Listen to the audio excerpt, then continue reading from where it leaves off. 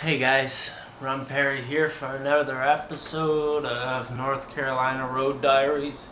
I'm back in the hotel room.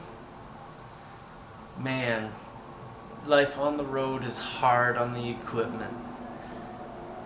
I found my mic, I lost my mic, found my mic again, lost it. I think it's down in Charlotte. I don't know. I dropped my hard drive, could be broke, I don't know. Whatever.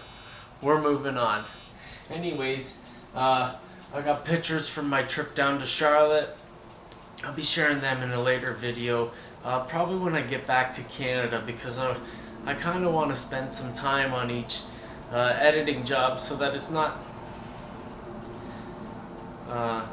so it's better quality.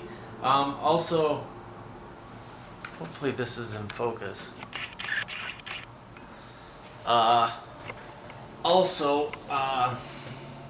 What was I gonna say? Yeah, so some of these videos are gonna take a while to come out. However, it's just the way it's gonna go. I'm working hard.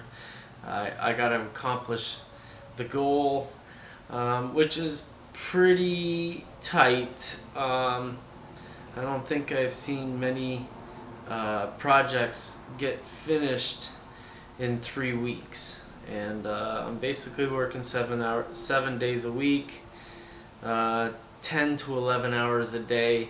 It is pretty grueling. So I'm still doing live videos. I'm not really announcing them, I'm just turning it on. I'm doing more live videos now because YouTube is kindly holding all that video for me till I get back to Canada. Like I said, my hard drive is broke. I'm running out of space, and YouTube is really the only place I can put stuff now. So I'm doing those live recordings and then making them private at the end of the day, just so that, because they're really raw, I'm in the room swearing, we're talking about politics. It's just pretty raw. Not ready for prime time. But if you want to watch that stuff, find out what kind of character I am in real life, you can come and watch that stuff. I don't mind. I don't have anything to hide from anybody. So, you can do that. I'll be doing one tomorrow. However, in this episode, I'm going to be talking about a company that has sponsored the Modelers Guild over the last 2 years. Now, we wrote one article for them way back when and really didn't do much for them.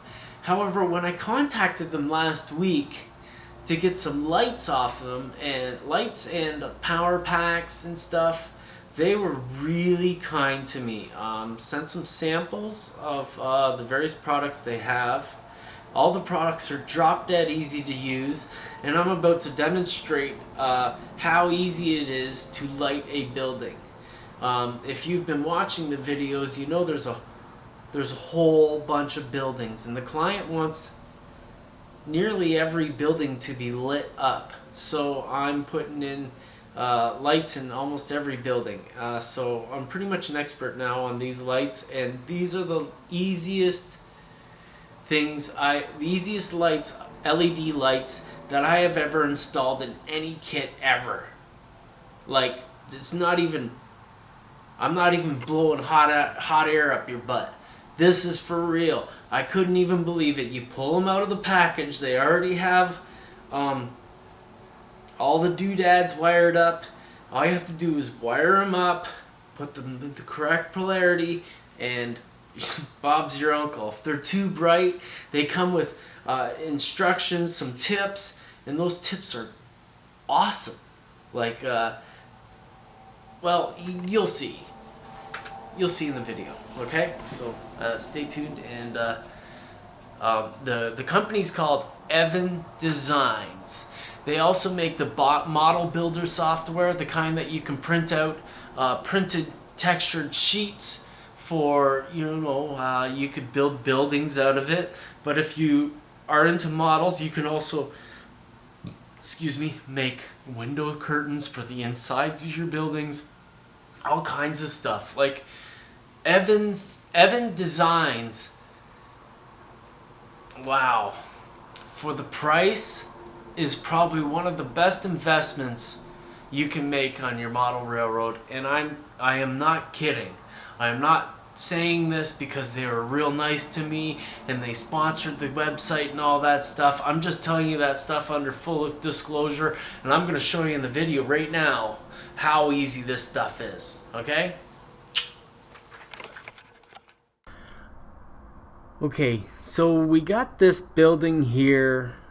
I got this mega 12 volt LED light, and all I want to do is solder some wires to the end of the LED to be able to put those wires under the layout. Now I'm using Scotch tape to do everything. You don't need heat shrinks and stuff. You can buy all that stuff. That's great. Go for it. Buy the heat shrink if you need it. I'm just using Scotch tape to make sure that we don't get no shorts. So all I'm doing here is I'm twisting the wires around my solid, I think it's a 20 gauge wire. It's actually telephone wire that you get. It's solid wire. It's not stranded wire. I like to use solid wire because I find it easier to solder onto. I just dip it into the flux so that the flux gets on both wires. Simply pick up a hot iron with my rosin core solder and solder the end. Now, if you've never done this before, you really don't need a lot of solder. The solder is just going to hold these wires together, and that's the only purpose of the solder. It's to hold them together while conducting electricity. Soldered the wire. Doesn't take long to cool down. And after the solder's cooled down, I just put masking tape or Scotch tape over top of the wires, simply to keep them from touching each other inside the building, which probably wouldn't happen for the most part, but better safe than sorry, right? So just tape these buggers on.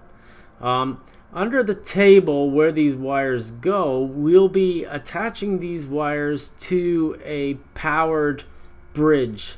I got this bridge from Miller Engineering.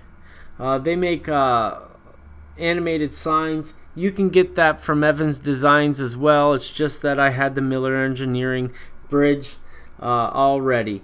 Now, something that's important to me in these buildings is to make sure that you can't see the light from the outside. So I simply take a piece of white printer paper, something that's not very thick but fairly thick, and I cover the front windows with it.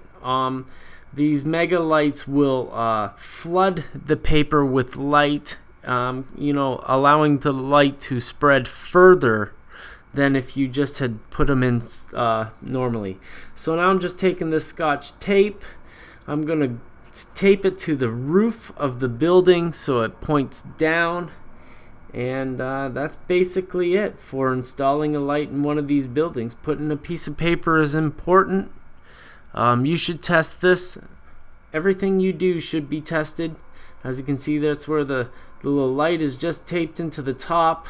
All I have to do is cut the paper to the height of the building, pop it in.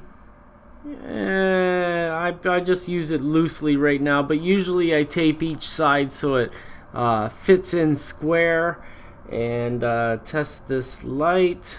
Oh yeah, gotta take off some of the insulation, fiddle around. Nothing ever works good on camera, It's fumbling like it wasn't my first time.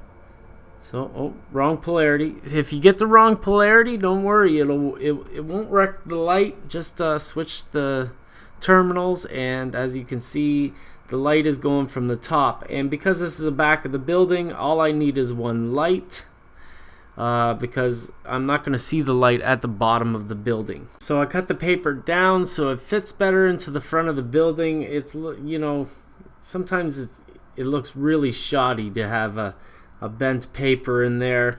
Doesn't fit properly. It just shows that you really didn't spend time on the model. And like I said, this is going at the back of the layout, so we don't really have to have it perfect, but you know, gotta make things look good. So the lights are looking good. If I needed to, I could put another light in here. However, we gotta leave good enough alone. We've got to finish this project someday, you know what I mean? Burn. Tip to the wise: mark your positive wires so that when you're underneath the layout, you don't need someone up top telling you when the light's on. So there you have it, another episode in the can. If you're enjoying these videos, please share them with your friends on Facebook, Google+, Twitter, Instagram, whatever you do. I don't care what your flavor is. Share them with your friends, because I'm sure other people would like to watch these too. So thank you for watching.